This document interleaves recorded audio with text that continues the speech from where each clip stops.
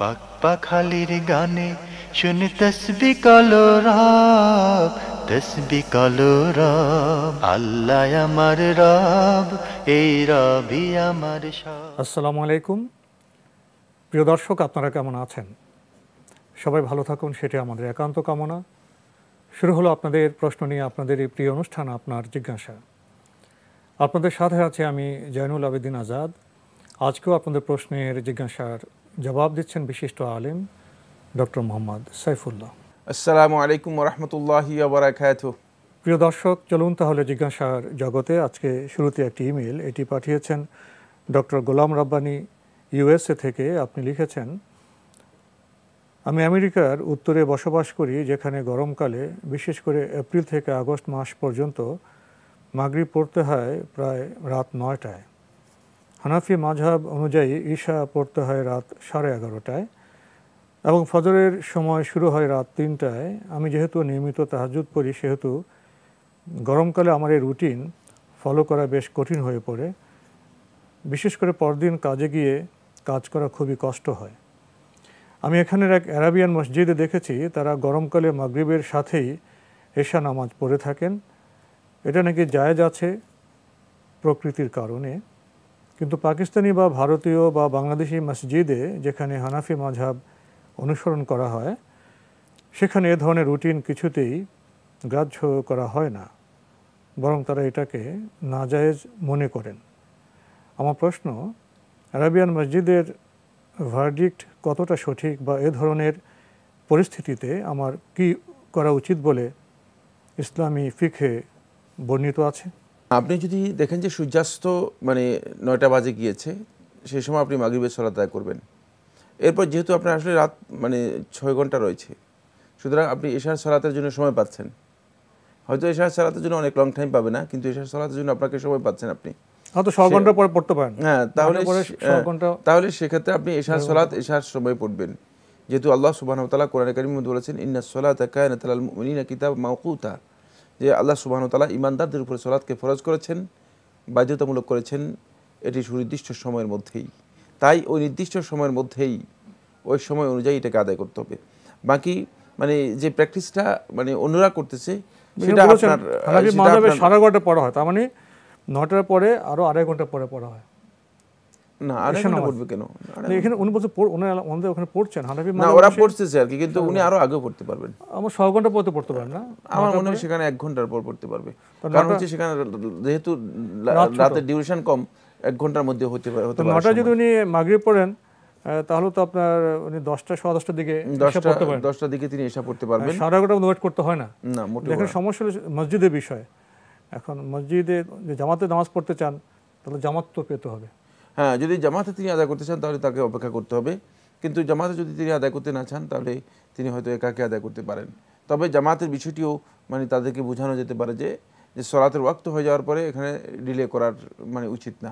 আর যেহেতু রাত্রের বিষয়টি সেখানে ব্যাপার রয়েছে, রাত যেহেতু ছোট, এটা হয়তো হতে পারে, তাদেরকে হয়তো সেটা বোঝানো যেতে পারে। বাকি যে প্র্যাকটিসটা আপনি বলছেন কোনো একটা মসজিদের কথা, এটা কোনো দলিল না। দলিল হচ্ছে কোরআন এবং হাদিস। কোনো মসজিদের মধ্যে কি প্র্যাকটিস করা হচ্ছে না হচ্ছে সেটা দলিল না। সালাতকে একসাথে তারা আদায় করছেন, মাগরিব এবং ইশাকে। কোনো ওজনের কারণে যদি মাগরিব এবং ইশাকে কেউ একসাথে জমা করে, তাহলে তার জন্য জায়েজ রয়েছে। যেমনিভাবে মুসাফির ব্যক্তি যখন সফরের জন্য তিনি মাগরিব এবং ইশাকে একসাথে করতে পারবেন। তাই এখন তারা কি ওজনের কারণে, অথবা তারা মুসাফির হতে পারে, তারা মাগরিব এবং ইশাকে একসাথে করেছেন, সেটি তাদের তাদের সাথে সম্পৃক্ত বিষয়। কিন্তু আপনি মাগরিব এবং ইশা একসাথে আদায় না করে আপনার জন্য উত্তম হচ্ছে সময় মতো মাগরিব এবং ইশাকে আদায় করা, যেহেতু আপনার সামনে ইশা আদায় করার মতো সময় রয়েছে।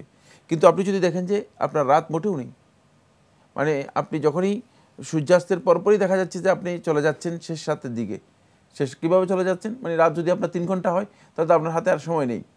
তখন সেই ক্ষেত্রে আপনার জন্য, যেহেতু আপনার ইশা আদায় করার মতো কোনো ডিউরেশন আপনার সামনে থাকবে না, সেক্ষেত্রে আপনার জন্য জায়েজ আছে, আপনি মাগরিব এবং ইশাকে একসাথে করতে পারবেন।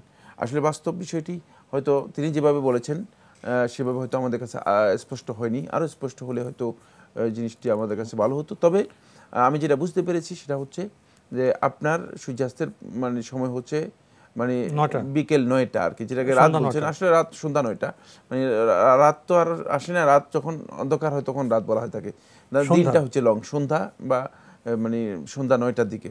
তো এই সন্ধ্যা 9টার দিকে আপনি মাগরিবের সালাত আদায় করার পর আপনি দেখবেন যে মাগরিবের সালাত আদায় করার পরই কি মানে এশার ওয়াক্ত এসে যায় কিনা। যদি এমন হয় মাগরিবের সালাত আদায় করার পরই এশার ওয়াক্ত ঢুকে যায়, মানে সেখানে যেহেতু রাত ছোট, তো ডিউরেশনের কারণে, ভৌগোলিক অবস্থার কারণে হতে পারে যে সাথে সাথেই এশার ওয়াক্ত ঢুকে যায়। মানে আমি জানি না, মানে যারা প্র্যাকটিস করেছে তারা হয়তো এই বিষয়ে তাহকিকও করেছে। যদি এমন হয় যে মানে মাঝখানে এই দুই সালাতের মাঝে এমন কোনো লং টাইম বা এমন কোনো সময় নেই, সাথে সাথেই এশার ওয়াক্ত ঢুকে যায়, এমনটি হয়, তাহলে সেখানে জমা করা জায়েজ রয়েছে। কিন্তু যদি দেখেন যে না, মাগরিবের সালাত আদায় করার পর মানে এশার সালাতে প্রবেশ করার জন্য সময় রয়েছে আরও, সেই সময়টুকু সর্বোচ্চ 1 ঘন্টা 15 থেকে 20 মিনিট থাকতে পারে, মানে বিভিন্ন ভৌগোলিক অবস্থায় কম বেশি হতে পারে, কত 1 ঘন্টা, কত 6 ঘন্টা এরকম হতে পারে। সেক্ষেত্রে আপনি যদি এই সময়টুকু থাকে, তাহলে আপনার জন্য জায়েজ, মানে বাধ্যতামূলক বিষয় হচ্ছে আপনি এশাকে এশার সালাতের সময় আদায় করবেন। এখানে আরেকটি বিষয় ওনার জন্য সমস্যা সৃষ্টি করেছে, সেটা হলো নামাজের সময় নির্ধারণের ক্ষেত্রে মাযহাবে যে ইখতিলাফ। উনি বলছেন এখানে একটি মাযহাবের লোকজন 9টায় মাগরিব পড়ার পর তারা এশা পড়েন 11:30টায়, 1.5 ঘন্টা ডিফারেন্স। তাহলে তো ওনার, যদি উনি 11:30টায় নামাজ পড়ে বের হন, 12টার দিকে বের হলেন, তারপরে ওনাকে আবার যদি তাহাজ্জুদ পড়তে হয় 2টা 2:30টার দিকে, যদি 3টা আবার ফজর, তো উনি ঘুমাবেন কখন? সমস্যা। কিন্তু এশাকে তারা 11:30 পড়ার কারণ কি? সে তো এটা মাযহাবের কোন এক মাযহাব তো আর সময় নির্ধারণ করে দিয়ে যায়নি। উনি ওখানকার বাস্তবতা বলেছেন নাকি? বাস্তবতা হচ্ছে আমাদের নিজেদের ভুল, মানে ওদেরই ভুল। উনি মসজিদে নামাজ পড়েন, তো সেখানে দেখা যায় যারা কোন এক মাযহাব ফলো করেন তারা এশা নামাজ পড়েন 11:30টায়। এই সব মিলিয়ে ওনার জন্য সমস্যা। কিন্তু এত দেরি করার কারণটা কি, সেটা মানে বিষয়টা এখানে ব্যাখ্যা আসেনি। সেটা তো আপনি তো জানেন যে নামাজের সময় নির্ধারণের ক্ষেত্রে বিভিন্ন মাযহাবী গবেষণা পার্থক্যতা আছে, ওটা নিজস্ব গবেষণা হতে পারে। তো আপনি যে আলোচনা করলেন এই নিরিখে ওনারা যদি মনে করেন যে সেখানে 9টার পরে 1 ঘন্টা পরে বা 6 ঘন্টা পরে এশা পড়া যায়, তাহলে ওনারা তো কয়েকজন মিলে জামাতে পড়তে পারেন। এবং এটা যদি মানে আমরা যেভাবে বলেছি এভাবে যদি হয়, তাহলে তাদের এই কনসেপ্টটা ভুল। হানাফি মাযহাবের কোনো আলেমের কথা বলেন নাই যে 11:30টায় সালাত আদায় করতে হবে ওখানে, কারণ হানাফি মাযহাবের আলেমরা ওই যে মানে উত্তর আমেরিকাতে কোথায় এই দেশ আছে এই সম্পর্কে জানতেন না, সুতরাং এই প্রশ্নই আসে না সেই সময়ের আলেমরা। হ্যাঁ, সুতরাং এটা মাযহাবের কোনো দৃষ্টিভঙ্গি নয়, এটা হচ্ছে পরবর্তী লোকের নিজস্ব গবেষণা। তাই এই গবেষণা মানে এটাকে শুদ্ধ সংশোধন করা যেতে পারে। আমাদের হাতে যে চিঠিটি পাঠিয়েছেন আবু ফেরদাউস মহাখালী, ঢাকা থেকে, আপনার আগের চিঠি, আপনি লিখেছেন সূরা নিসার 60 নম্বর আয়াতের ব্যাখ্যা জানতে চাই। 60 আয়াত উল্লেখ না করলে তো আমরা মানে সেটা আমরা জানলাম, আমরা সময় সুযোগ হলে আমরা বের করে দেখব, মুখস্থ করে পরবর্তী সময় এটা দেখতে হবে। আরো প্রশ্ন করেছেন তাওহীদবাদ বা ধর্ম নিরপেক্ষতাবাদ এই দুটির মধ্যে পার্থক্য কোথায়? কি প্রশ্ন?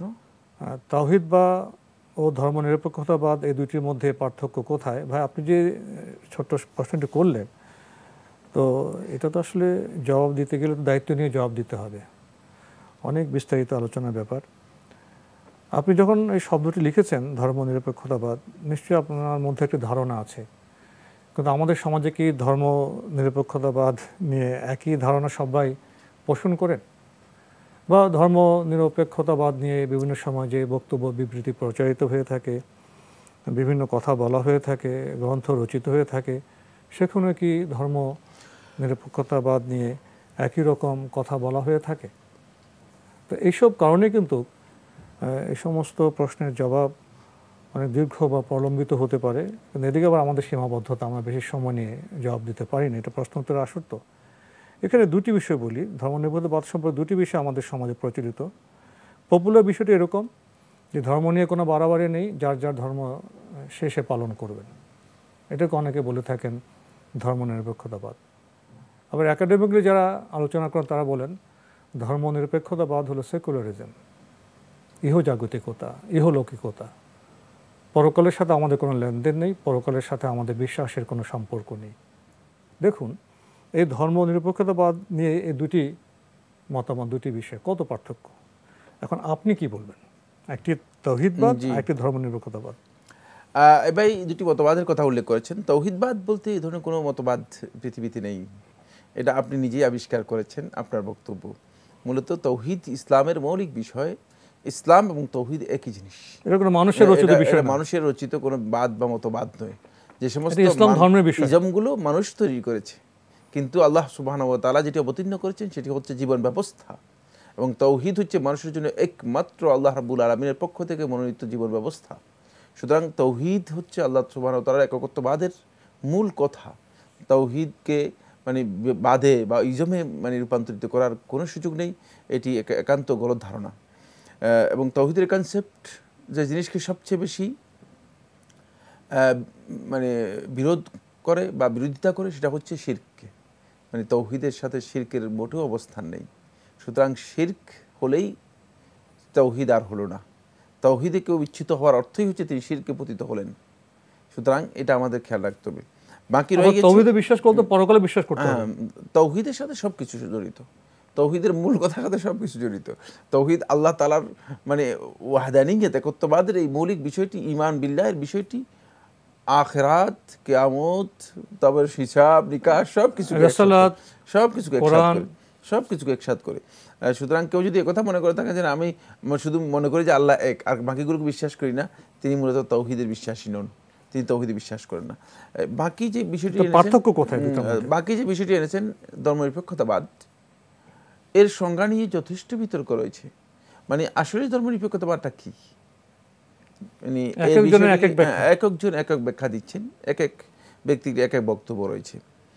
কারো কারো ধারণা হচ্ছে, এবং এটি মুসলিম সমাজের মধ্যে এই বক্তব্য খুব মানে মানে খুব করে মানে প্রচার করে বা দাম্ভিকের সাথে তুলে ধরা হচ্ছে, সেটা হলে ধর্মনিরপেক্ষতাবাদ বলতে বোঝায় ধর্ম নিয়ে বাড়াবাড়ি নেই, যার ধর্ম যে পালন করবে এটি। কিন্তু আদৌ ধর্মনিরপেক্ষতাবাদের একাডেমিক কোনো পর্যালোচনায় এই সংজ্ঞা কেউ দিয়েছে বা পরিচয় দিয়েছে, এটা আমার জানা নেই। এটা আমার নিজস্ব হয়তো না জানার বিষয় হতে পারে, কিন্তু আমার জানা নেই। কারণ ধর্মনিরপেক্ষতাবাদ সম্পর্কে যারাই লিখেছেন তারা সবাই এটাকে সেকুলারিজম হিসেবে ইংরেজিতে অনুবাদ করেছে, আর সেকুলারিজমের যারা ব্যাখ্যা দিয়েছেন তারা ইহ জাগতিকতা হিসেবে সেকুলারিজমকে আখ্যায়িত করেছে। এর অর্থ হচ্ছে সেকুলারিজমে কোথাও আল্লাহ রাব্বুল আলামিনের বিশ্বাস, ধর্মের বিশ্বাস এবং পরলোকের বিশ্বাস কোনোটাই নেই। কারণ আল্লাহর বিশ্বাস করলেই তো পরলোকে বিশ্বাস করতে হবে। ধর্মের বিশ্বাস করলেই তো অবশ্যই আপনাকে আখিরাতে বিশ্বাস করতে হবে। তাই ধর্মনিরপেক্ষতাবাদের মধ্যে মূলত এই ধরনের কোনো কিছুই নেই। এটি একেবারেই মানে ইসলাম থেকে অনেক অনেক দূরে অবস্থানকারী একটি মতবাদ বা চিন্তাধারা। এ বিষয় সম্পর্কে এই যুগের প্রায় সমস্ত ওলামায়ে কেরাম এক বক্তব্য দিয়েছেন, সেটা হচ্ছে এই ধর্মনিরপেক্ষতাবাদ হচ্ছে কুফরি মতবাদ। কেউ যদি বিশ্বাস করে, মানে যে অর্থে আমরা বলেছি, অর্থে যদি কেউ বিশ্বাস করে বিশ্লেষণ করতে গেলে, তাহলে সে অবশ্যই কুফরি করলো, সে ইসলামের সাথে তার কোনো সম্পর্ক থাকলো না। সে নিজেকে যতই ইসলাম এর দাবি করুক না কেন, সে সত্যিকার মুসলিম না, ইসলামের সাথে তার সামান্যতম সম্পর্ক থাকবে না। ভাই আবু ফেরদৌস, আপনি আরও লিখেছেন, ইসলাম মানে শান্তি। আমরা এই শান্তি সার্বিক জীবনে কিভাবে লাভ করতে পারবো?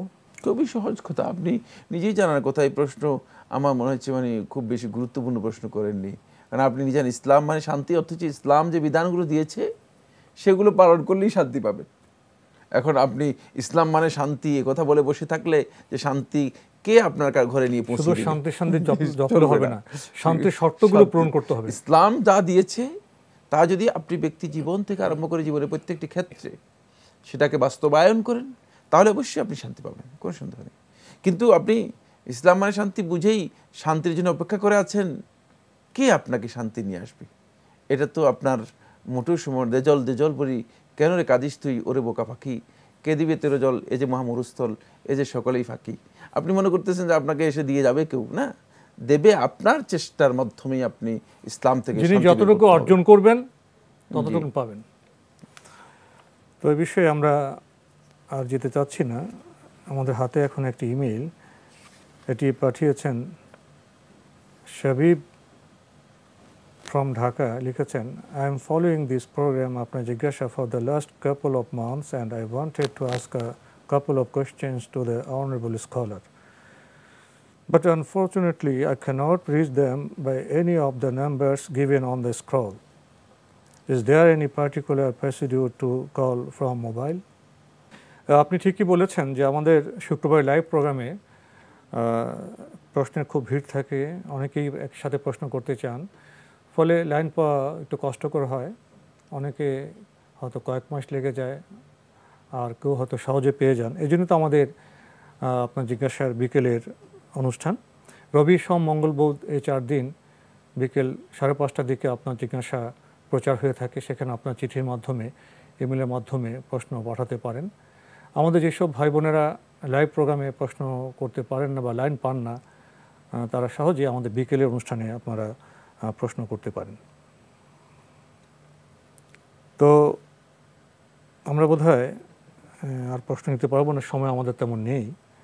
তো এখানে একটি বিষয় দেখা যায় যে আমাদের যারা ভাই বোনেরা প্রশ্ন করেন, অনেকে খুব সুন্দর প্রশ্ন করেন, সুনির্দিষ্ট বিষয়ে ছোট ছোট প্রশ্ন করেন, অনেকে আবার খুব একাডেমিক বিষয় নিয়ে আসেন, অনেকে পুরো নামাজ সম্পর্কে জানতে চান। এক্ষেত্রে কি আপনি কোনো পরামর্শ দেবেন? আমার মানে যে কথাটি আমি বলতে চাই দর্শকদের সৌজন্যে বা সম্মানার্থে, সেটি হচ্ছে আসলে মানে সুনির্দিষ্ট বিষয় সম্পর্কে জেনে নিজের প্রয়োজনের জন্য অথবা এর মাধ্যমে অন্যরা যাতে জানতে পারে সেই সুযোগ করে দেওয়াটা উত্তম।